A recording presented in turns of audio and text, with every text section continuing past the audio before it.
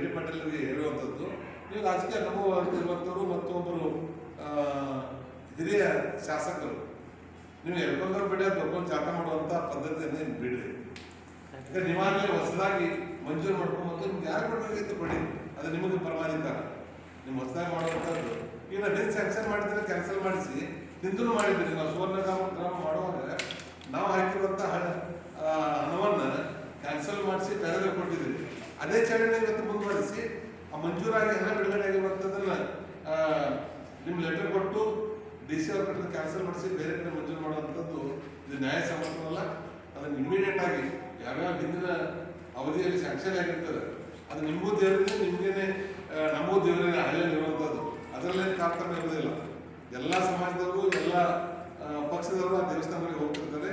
ಆ ಹಳ್ಳಿಗಳಲ್ಲಿರುವಂಥ ಸಮುದಾಯ ಭವನಗಳನ್ನು ಎಲ್ಲ ಸಮಾಜದವರು ಉಪಯೋಗ ಮಾಡ್ಕೊತಿರ್ತಾರೆ. ಅಲ್ಲೇ ನೀವು ಅನ್ಯಾಯವನ್ನು ಮಾಡಬಾರ್ದು. ಈ ರೀತಿ ರಸ್ತೆಗಳನ್ನು ಸಹಿತ ನಾವು ಮಂಜೂರಾಗಿರುವಂಥ ರಸ್ತೆ ನಾವು ಭೂಮಿ ಪೂಜೆ ಮಾಡಿ ಕೆಲಸ ಟೆಂಡರ್ ಆಗಿರುವಂಥದ್ದನ್ನು ಸಹಿತ ನಾವು ಒಂದು ದಂಡಿಗೆ ಪೂಜೆ ಮಾಡಿದ್ವಿ ಅಂದ್ರೆ ಅದನ್ನು ಇಲ್ಲಿ 1.5 ವರ್ಷ ಪೆಂಡಿಂಗ್ ಇಟ್ಟಿದ್ದಾರೆ. ಈ ದಂಡಿಂದ ಈ ವರ್ಷ ಪೂಜೆ ಮಾಡ್ತಾರೆ, ಅವ್ರು ಸುಮ್ಮನೆ ಪೂಜೆ ಮಾಡಿದ್ದಾರೆ. ನಿಮ್ಗೆ ಯಾವುದಾದ್ರೂ ಡೌಟ್ ಇದ್ರೆ ಅವ್ರು ಕೇಳಿದ್ರೆ ಯಾವ ಏರಿಯಾದಲ್ಲಿ ಸ್ಯಾಂಕ್ಷನ್ ಆಗಿದೆ, ಯಾವ ಏರಿಯಾದಲ್ಲಿ ಟೆಂಡರ್ ಆಗಿದೆ ಅಂತ ಸಂಪೂರ್ಣ ಮಾಹಿತಿ ನಿಮ್ಗೆ ಕೊಡ್ತಾ ಇದೆ. ನಾನು ವೇಗವಾಗಿ ಏನು ಆಧಾರರಹಿತವಾಗಿ ಏನು ಮಾತಾಡ್ತಾ ಇಲ್ಲ, ಎಲ್ಲ ಆಧಾರದಿಂದ ಮಾತಾಡುವಂಥದ್ದು. ಯಾವುದೇ ಈ 1.5 ವರ್ಷದಲ್ಲಿ ಈಗ ಆಲ್ಮೋಸ್ಟ್ 20 ತಿಂಗಳು ಆಯಿತು ಸರ್ಕಾರ ಬಂದು.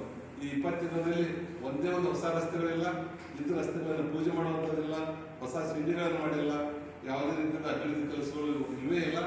ಮತ್ತು ಇದ್ರ ಜೊತೆಗೆ ಭಾಳ ಮುಖ್ಯವಾಗಿ ಹೇಳುವಂಥದ್ದು